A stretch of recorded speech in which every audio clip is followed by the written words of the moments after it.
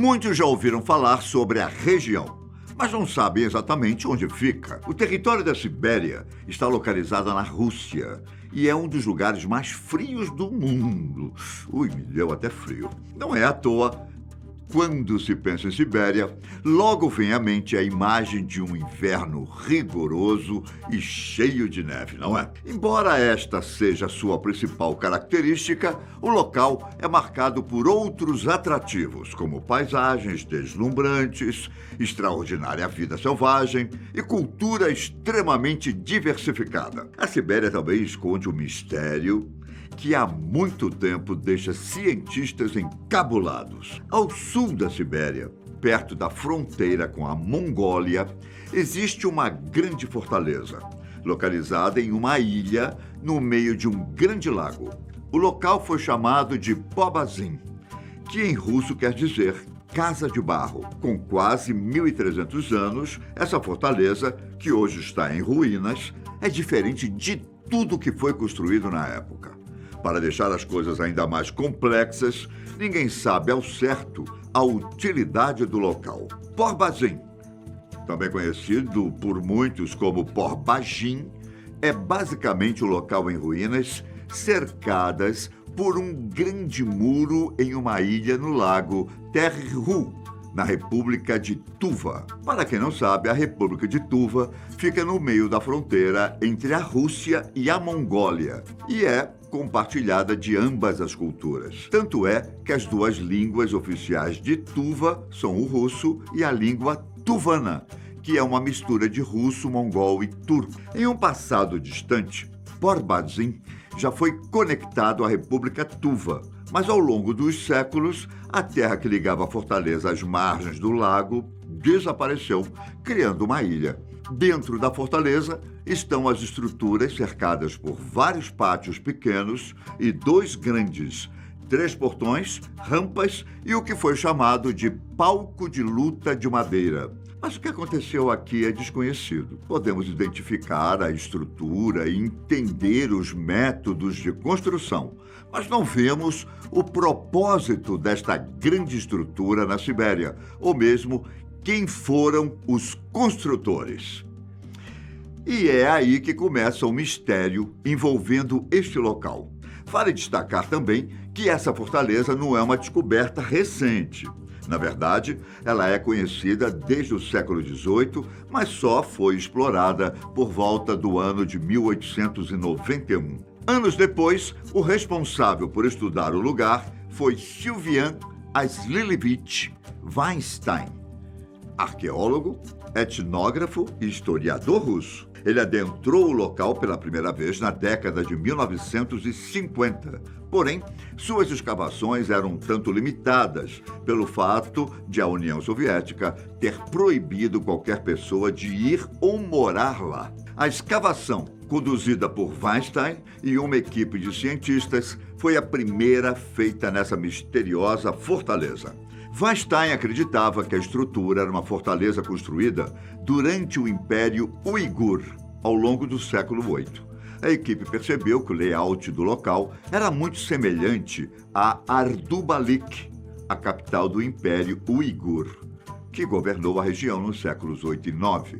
Ambas as ruínas consistiam em uma área com o mesmo tipo de paredes, cercando estruturas que pareciam alicerce de casas e com uma extensa área no centro, que provavelmente era uma grande casa ou palácio. Até então, a equipe de Weinstein foi a única a analisar a fortaleza na Sibéria. Mas em algum momento, entre 2007 e 2008, uma outra equipe de cientistas russos decidiu voltar ao local para escavar uma área muito maior. Dessa vez, com muito mais tecnologia. A equipe era formada por geofísicos, arqueólogos, historiadores, geomorfologistas, hidrólogos e cientistas do solo.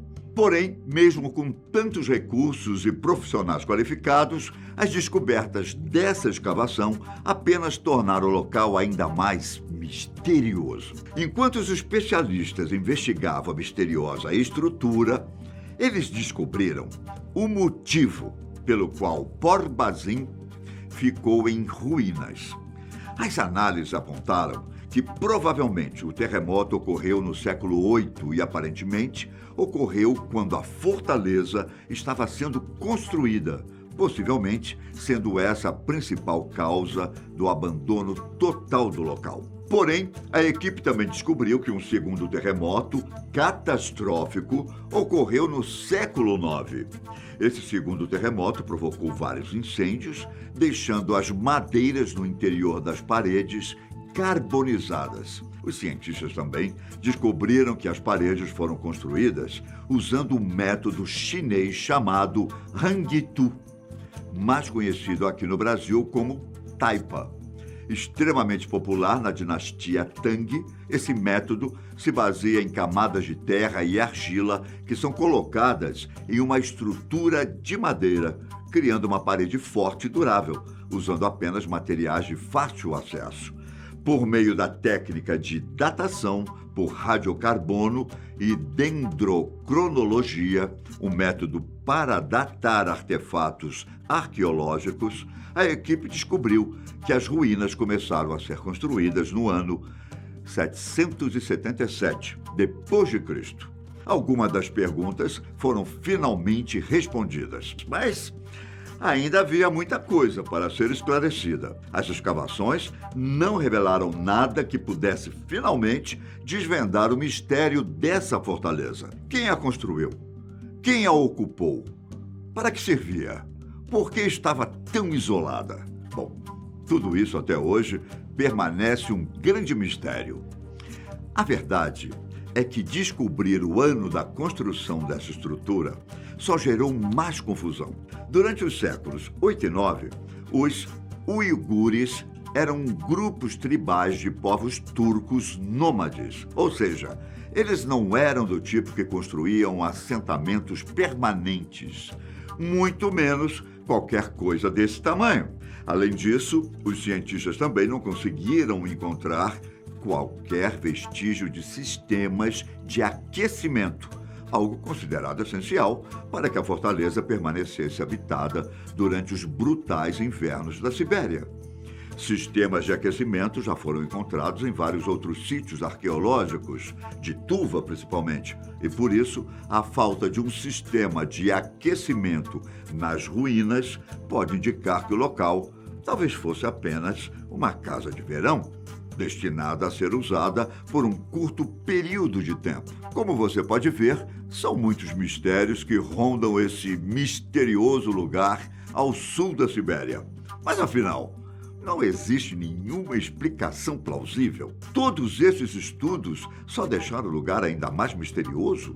Bom, até hoje não temos uma certeza absoluta sobre o que era este lugar, só que existem algumas especulações. Mesmo com as descobertas durante a escavação entre os anos de 2007 e 2008, o propósito de Port-Bazin ainda é desconhecido. Weinstein, na década de 1950, deu a primeira explicação sugerida, acreditando que as ruínas eram de uma antiga fortaleza devido a um muro alto que foi construído ao seu redor. Isso poderia até fazer sentido, mas as escavações mais recentes lançaram dúvidas sobre a suposição de Weinstein.